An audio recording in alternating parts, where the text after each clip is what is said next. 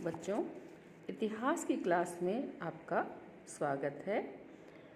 आज हम पाठ 1 समय की शुरुआत से पढ़ेंगे।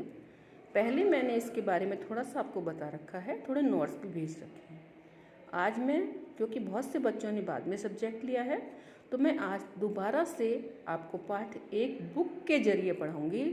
जिन्होंने इतिहास लिया है वो किताबें खरीद लें और फिर बुक से पढ़ें। इस अध्याय में इस बात की चर्चा की गई है कि मानव कब और किस रूप में सर्वप्रथम अस्तित्व में आया। ऐसा समझा जाता है कि कदापि 56 लाख वर्ष पहले पृथ्वी पर ऐसे प्राणियों का प्रादुर्भाव हुआ जिन्हें हम मानव कह सकते हैं। यानी आज से 56 लाख साल पहले लगभग ऐसे प्राणियों का पृथ्वी पर प्रादुर्भाव हुआ जिन्हें हम मानव कह सकते हैं। इसके बाद आदि मानव ने अपने कई रूप बदले, यानी कि परिवर्तन होता गया। जैसे आपने आजकल सुना है कि जो वायरस है वो म्यूटेंट कर रहा है।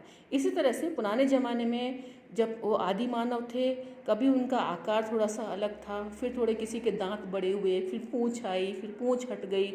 इस तरह से मतलब बार बार चेंज होता रहा और इसके बाद आदि मानव के कई रूप बदले और कालांतर में लुप्त हो गए। आज हम जिस रूप में मानव को देखते हैं, जिसे हम आधुनिक मानव कहते हैं, वैसे लोग 1,60,000 वर्ष पहले लगभग पैदा हुए थे। यानी आज जो हम मानव देख रहे हैं वो 1,60,000 वर्ष पहले का मानव है।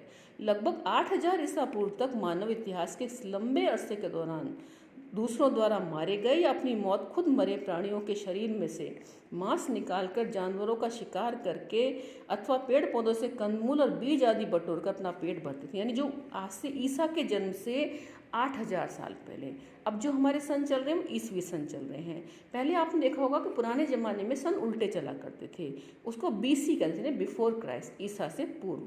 तो ईसा से पूर्व 8,000 वर्ष पहले तक मानव जो है वो, जैसे मनुष्य जो थे जो खुद मर जाते थे, उनके शरीर से मांस निकालकर जानवरों का शिकार करके और पेड़ पौधों से कंद मतलब जड़ें और फल खाकर अपना समय व्यतीत करता था। फिर बाद में धीरे धीरे उसने औजार बनाना और आपस में बातचीत करना सीख लिया। हालांकि आगे चलकर आदमी ने भोजन जुटाने के कई और तरीके भी अपना लिए। जैसे जैसे आवश्यकता आविष्कार की जननी है, जैसे जैसे आवश्यकता पड़ेगी आप आविष्कार करेंगे। फिर शिकार करके, संग्रह करके, शिकार को इकट्ठा करके, यानी कि एक दिन ही इस्तेमाल ना करके उसको आगे के लिए भोजन को सेव करके वो अपना काम चलाने लगे। यानी इधर उधर से खाने की चीज़ें तलाशने और बटोरने का तरीका भी चलता रहा। आज भी दुनिया कुछ भागों में ऐसे शिकारी संग्राहक समाज जो हैं वो हैं जो शिकार करके और संग्रहण करके अपने भोजन की व्यवस्था करते हैं। इसलिए हम ये सोचने पर मजबूर होते हैं कि आज के शिकारी संग्राहक लोगों की जीवन शैली का अध्ययन करने से हमें अतीत के बारे में कुछ जानकारी मिल सकती है या नहीं। यानी हम अगर इन शिकारी संग्राहक लोगों का अध्ययन करें, आज दक्षिणी अफ्रीका वगैरह में ऐसे लोग हैं जो आज भी इस तरह से जंगली जानवरों का शिकार करते हैं, उनको मारकर खाते हैं। मानव के विकास का क्रम देखेंगे तो मानव के विकास के क्रम में 360 से 240 लाख वर्ष पहले तक खोजा जा सकता है। कभी कभी हमारे लिए इतने लंबे समय के विस्तार की कल्पना करना बहुत कठिन हो जाता है। कभी हम सोचते हैं इतने लंबे समय तक हम कैसे किसी चीज़ की कल्पना कर सकते हैं, बहुत लंबा टाइम है।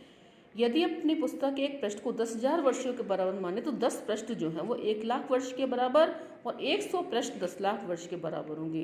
इसी प्रकार 360 लाख वर्षों के बारे में यदि हमें सोचना है तो हमें ऐसी पुस्तक की कल्पना करनी होगी जो 3600 पृष्ठों की हो। यानी कि हमें काफ़ी पुराने बारे में सोचना पड़ेगा। यह एक समय था जब एशिया और अफ्रीका में स्तनपायी प्राणियों की प्राइमेट नामक श्रेणी जो है उसका उद्भव, यानी सबसे पहले मानव का जो उद्भव हुआ वो सबसे पहले प्राइमेट मानव जो है वो उदय हुए, प्राइमेट श्रेणी का उदय हुआ।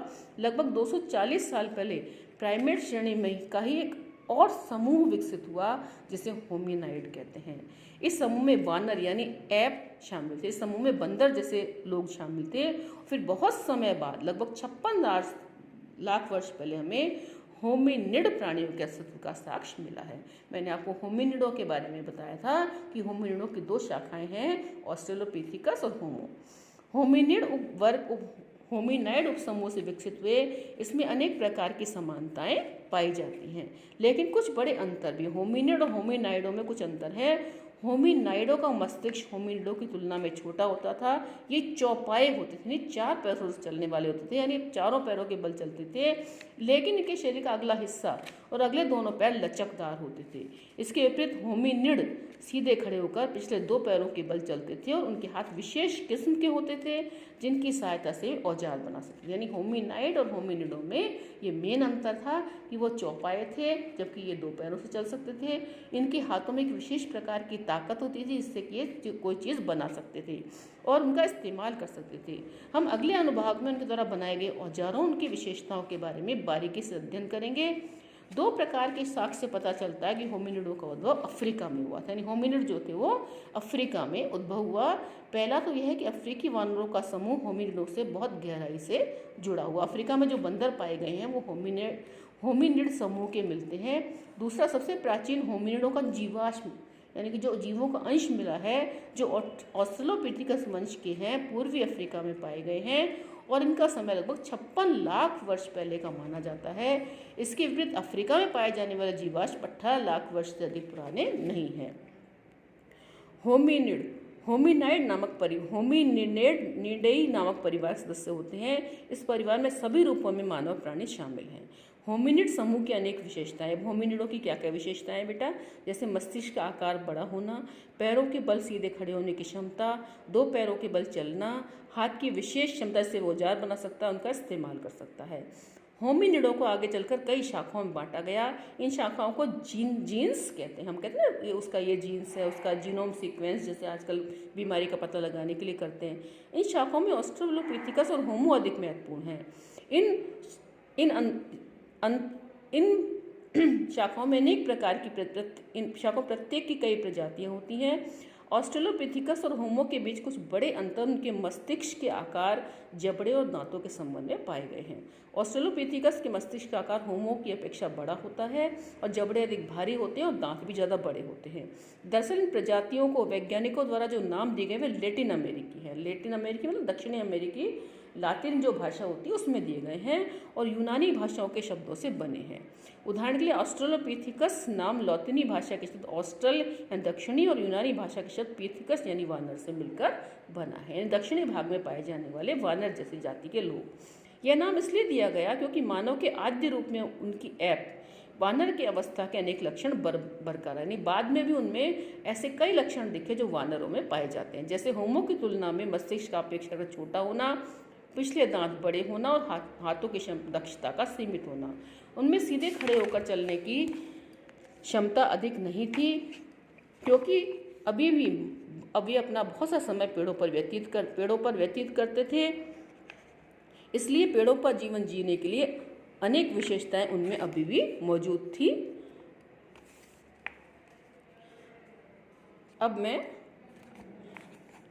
जैसे कि आगे के अवयवों का लंबा होना, हाथ और पैर की उंगलियों का मुड़ा होना और टखने के जोड़ों का घुमावदार होना। कालांतर में जब औजार बनाने और लंबी दूरी तक पैदल चलने की क्रिया में बढ़ोतरी होती गई तब मानवीय विशिष्टताओं और लक्षणों का विकास होता गया। आदि मानव कालीन अवशेषों को भिन्न भिन्न प्रजातियों में वर्गीकृत किया गया है। इन प्रजातियों को अक्सर उनकी हड्डियों की रचना में, यानी उनकी हड्डियां किस तरह की बनी हुई हैं, उनके अंतरों के आधार पर अलग किया गया है। उदाहरण के लिए प्रारंभिक मानवों की प्रजातियों को उनकी खोपड़ी के आकार और जबड़े की विशिष्टता के आधार पर बांटा गया है। ये विशेषताएं सकारात्मक प्रतिपुष्टि व्यवस्था यानी वांछित परिणाम प्राप्त होने से ही विकसित होगी।